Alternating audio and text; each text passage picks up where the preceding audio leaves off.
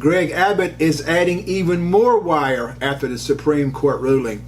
Can you blame him? Texas is taking the brunt of this mess.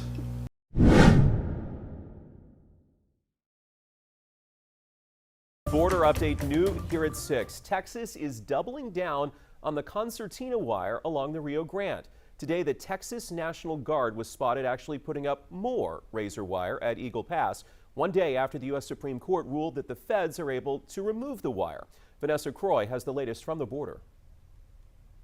The temporary ruling is a big win for the Biden administration, but one day after the Supreme Court's order, the razor wire remains here in Eagle Pass, as Governor Abbott says the fight is not over.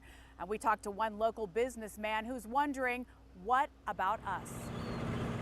Fencing, razor wire, and other barriers still remain along the river near Shelby Park in Eagle Pass. The Governor Greg Abbott has installed as part of Operation Lone Star. This after the Supreme Court's decision on Monday to allow federal agents to remove the razor wire. It doesn't change operations for DPS or National Guard. We're still going to add more infrastructure. That decision does not say that we have to remove barriers. In fact, we're adding more barriers. The emergency appeal granted by the nation's highest court reverses a ruling by a lower court that barred federal agents from cutting the wire. And they're adding this other barrier here. That way. The Biden administration arguing the razor wire prevents Border Patrol agents from doing their job. It's a dispute that spans from D.C. to Texas, as Governor Abbott continues to slam the Biden administration for not enforcing immigration laws. We're averaging a drowning a day here, but yet at the federal level, from the federal government, they have not put any type of preventive measures in place to discourage anyone from crossing the river. But what about the local? What about us? For Eagle Pass business owner Jesse Fuentes, the impact extends much deeper than just political rhetoric. Shelby Park connects us to the river.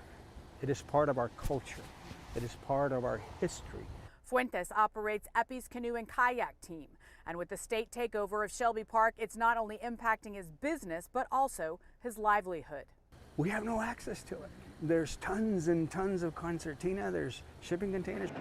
Texas Attorney General Ken Paxton responding in a statement saying the appeal is not over. He said he'll be arguing once again to that lower court next month.